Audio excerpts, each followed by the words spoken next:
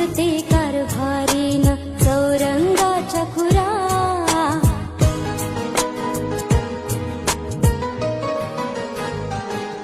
नाव गणाचं गोंदायचं आणि सुखानं नांदायचं.